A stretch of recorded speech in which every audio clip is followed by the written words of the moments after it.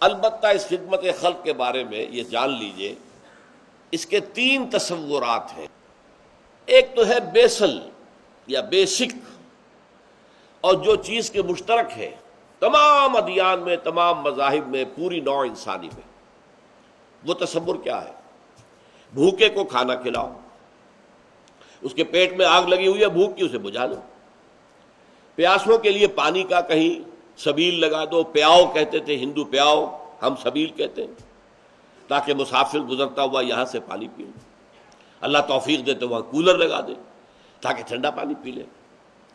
یتیموں کے لیے یتیم خانے بناؤ، یتیم کی سرپرستی کرو، بیواؤں کی سرپرستی کرو، محتاجوں کی مدد کرو، مقروض کی مدد کرو، وغیرہ وغیرہ، اور جو بیمار ہیں ان کے معالجے کا، دوائی دارو کا بندوبست کرو۔ یہ خدمت خلق کا تصور جو ہے یہ یونیورسل ہے، پاپولر ہے، پوری دنیا میں ہے، پوری نوع انسانی میں۔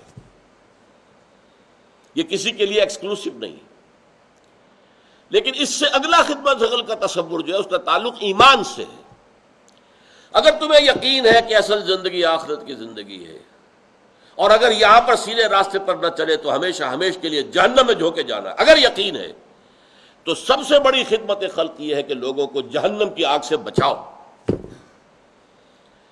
تم نے اس کے پیٹ میں جو بھوک کی آگ لگی ہوئی ہے وہ بجھا دی، اور وہ سموچا جہنم کے اندر جانے والا، اس کی تمہیں فکر ہی نہیں، پرواہ نہیں، تو تم سے بڑا تو پھر سنگ دل اور کوئی نہیں ہے، بشرطے کہ یہ تم پر منکشف ہو چکا ہو۔ اس کا تعلق ایمان کے ساتھ ہے۔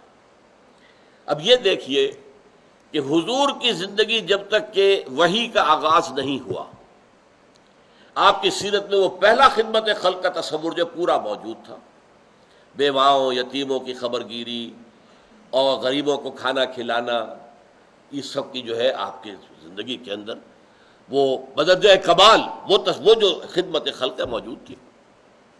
لیکن جیسے ہی وحی کا آغاز ہو گیا اور حکم آ گیا، اے نبی کھڑے ہو جاؤ، قم فانذر، خبردار کرو لوگوں کو کہ جہنم کی آگ جو ہے وہ تمہارا انتظار کر رہی ہے۔ اگر سیدھے نہیں ہوگے، اگر توحید کے راستے پر نہیں آؤ گے، اسلام اور ایمان کے راستے پر نہیں آؤ گے تو جہنم میں جاؤ گے۔ اس کے بعد آپ کی پوری زندگی اس خدمت خلق میں بسر ہوئی۔ یہی خدمت خلق ہے جو اس کے بعد اولیاء اللہ صوفیاء نے کی ہے۔ یہ کہاں آ کے بیٹھ گئے تھے؟ معین الدین اجمیری رحمۃ اللہ علیہ اجمیر میں، جو کہ راجپوتوں کی قوت کا گڑھ تھا، رائے پتھورا اس کا صدر مقام، پرتھوی راج کا، وہاں جا کے بیٹھ گیا اللہ کا بندہ۔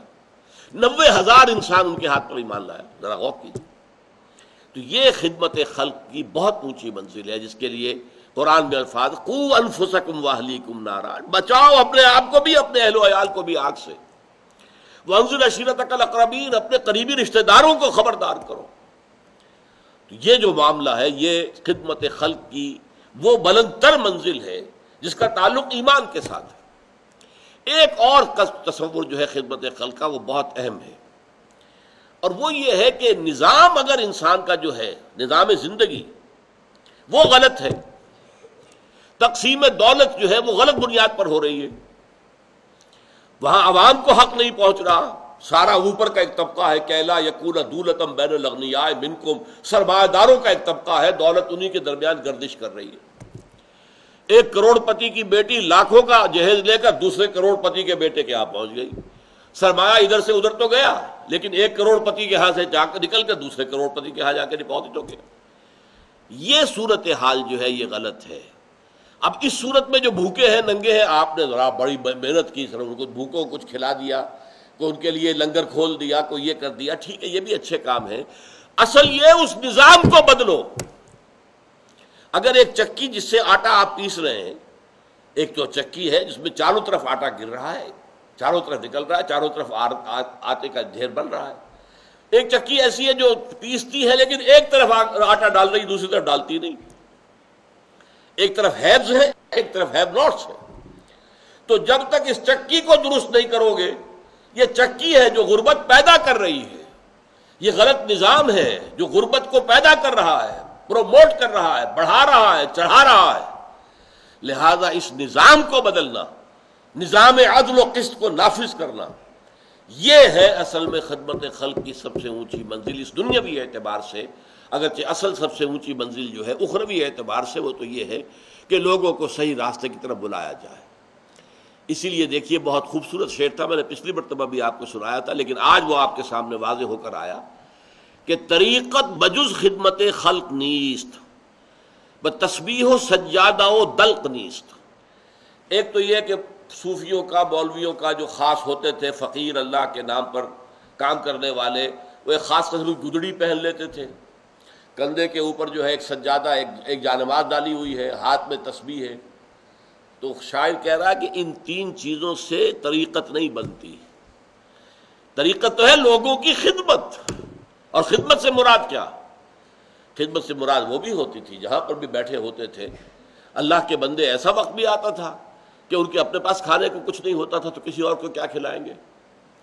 بابا فرید شکر گنج رحمۃ اللہ علیہ پاک پٹن والے، ان پر وہ وقت بھی تھا ابتدا میں کہ سوائے پانی میں تھوڑا سا نمک ڈال کر اس سے روٹی کھا لینا، اس کے سوا کچھ نہیں تھا۔ پھر آپ کی طرف لوگوں کا رجوع ہوا جسے پھر فتوحات کہتے ہیں، تصوف کی اصطلاح میں پھر فتوحات ہے۔ اب لوگوں کا رجوع ہے، وہ لا کے پیش کر رہے ہیں، گندم آ رہی ہے، یہ آ رہا ہے، چاول آ رہے ہیں، لوگ آ کر نذرانے دے رہے، تو لنگر کھل گیا۔ اب لنگر ہے، اب غریب آئے کھائے، وہ لنگر کھل گیا۔ انہوں نے کوئی اپنی جائیداد نہیں بنائی اس سے، انہوں نے یہ نہیں کیا کہ جو کچھ آ رہا ہے وہ سارا سامان بیچ کے اجناس تو اپنا کوئی محل کھڑا کر لے، معاذ اللہ ثم معاذ اللہ، انہیں دنیا سے کوئی طلب تھی نہیں، لنگر کھل گیا، غریب کھا رہے آ رہے۔ لیکن یہ کہ ان کی زندگی کا اصل کام کیا ہے؟ لوگوں کو حق کی طرف بلانا، اللہ سے متعارف کر دینا، اللہ سے تعلق جوڑ دینا، جس کے لیے حضور نے فرمایا لوگوں میری اور تمہاری مثال ایسی ہے کہ آگ کا ایک بہت بڑا الاؤ ہے، تم اس میں گر پڑنا چاہتے ہو، تمہیں نظر نہیں آ رہا، جہنم تمہاری نگاہوں کے سامنے نہیں ہے اور تمہاری نگاہوں سے اوجھل ہے، میری نگاہیں اللہ نے کھول دی ہیں، مجھے جہنم نظر آ رہی ہے اور میں دیکھ رہا ہوں کہ تم جہنم میں گر پڑنا چاہتے ہو، اور میں تمہارے کپڑے پکڑ پکڑ کر گھسیٹ رہا ہوں کہ خدا کے لیے بچو اس جہنم کی آگ سے۔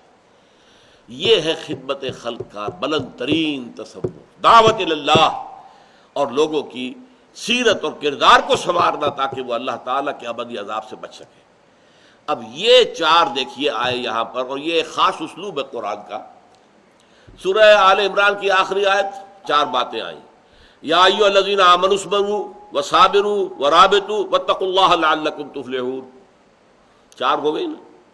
سورۃ العصر، والعصر ان الانسان لفی خسر الا الذین آمنوا وعملوا الصالحات وتواصوا بالحق وتواصوا بالصبر، پھر چار ہے اس آیت میں چار، یا ایھا الذین آمنوا ارکعوا واسجدوا واعبدوا ربکم وافعلوا الخیر لعلکم تفلحون۔ سورہ اعراف میں فرمایا حضور کے بارے میں، فالذین آمنوا بہ وعزروہ ونصروہ واتبعوا النور الذی انزل معہ اولئک هم المفلحون۔ تو یہ بڑا پیارا انداز ہے، یہ کرو یہ کرو یہ کرو یہ کرو تاکہ تم فلاح پاؤ۔ یا ایھا الذین آمنوا ارکعوا واسجدوا واعبدوا ربکم وافعلوا الخیر لعلکم تفلحون۔ اللہم ربنا اجعلنا منہم، اللہم وفقنا لہذا، اللہم وفقنا لما تحب وترضى وتقبل منا فإنك خیر المتقبلین، آمین یا رب العالمین۔